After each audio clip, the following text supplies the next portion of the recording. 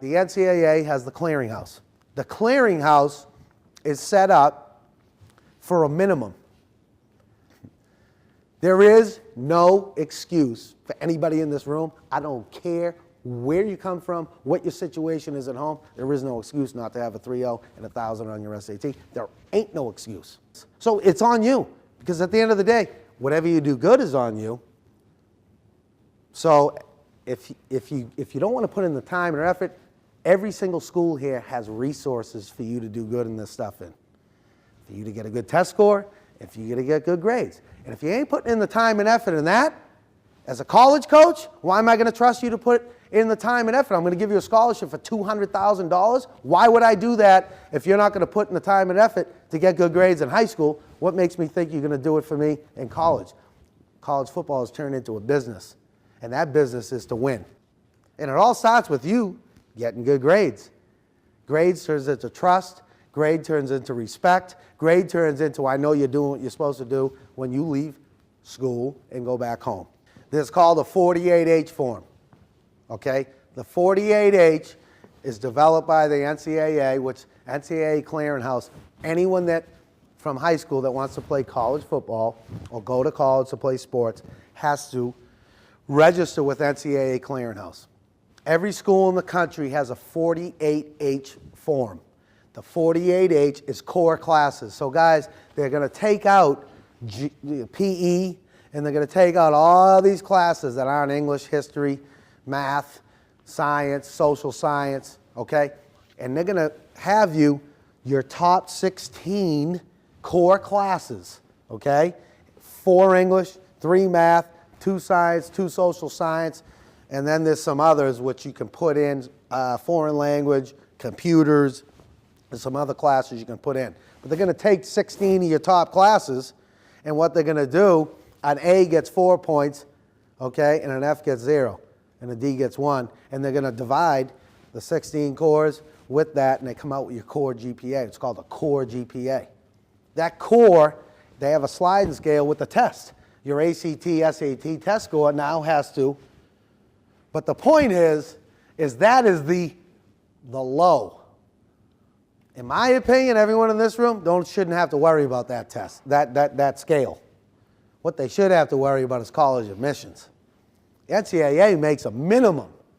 These college admissions are tough. You want to go to Williams and Amherst and all that, you're talking over a 25 ACT, and you're talking over a 3.5 grade point average. It's not $65,000 a year to go there a year for a reason. Because when you get out of there, those guys are making $60,000 in their first year out of college at 23 years old. But guys, the more you raise those qualifications, the more you control the recruiting now. Because now you got schools wanting to come after you for not just your athletic ability, but for what? Your brain. All right? And then, so now you're using the system's not using you. And because now they changed the rule, and your first 10 core classes are locked in after your junior year. So when you can't get in your senior year, because a lot of schools have been doing, there's replacement classes. All right? So when you go in your freshman year, your grade point average is 0.00 till that end of that first semester. The better grades you can get there, once you start building on that, it's very hard to change it lower or higher, because the more credits you have, the harder it is to change that GPA. Way better to start off really good in school, so if you have a couple slips, it don't drop it as much, as it would if you had all C's and then you got 2 F's, and now you're like at a D average. Okay? So you want to start off really strong. There are ways to replace classes. So there is Florida High School Virtual is one of them. We've used it a lot to guide kids into it. A lot of high schools will accept retakes of classes that are D's and F's. The NCAA now said you can do that up until the end of your junior year, up until September 1st of your senior year, basically. So you can retake any slip-ups as long as you go through your guidance counselor at your high school, and they will accept these classes back in, and they're all online, and they're the same classes, they will ask for the course description and the course name. So it'll be like English, college English, freshman college English. So you'll take that course description, bring it to the guidance counselor. Will you accept this class if he takes it online so he can replace it?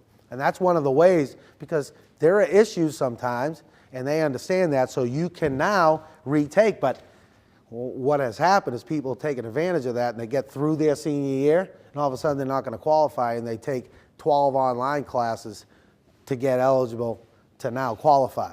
And the NCAA said, we're not doing that anymore. So take care of your stuff your first 3 years, and we'll lock in 10 core classes. So that's a new rule. Most everything you're going to learn through high school is geared through the MCAT. Make sure that you're learning what you're supposed to be learning and graduate. As far as I know, that the college admissions don't look at the MCAT. They look at the ACT, SAT, and they look at the GPA. All right? So as you're getting taught about the MCAT, don't let the ACT and SAT slip by. Don't all of a sudden start learning about those test scores your junior year, take a prep class and then take it, and then now here you are. I'd start taking that stuff as freshmen. Because if you learn that test, as well as the MCAT, so you got the MCAT and you can graduate, you got the grade point average, and now you hit the ACT, SAT test score, you might push yourself 2 notches up in terms of what a degree is worth.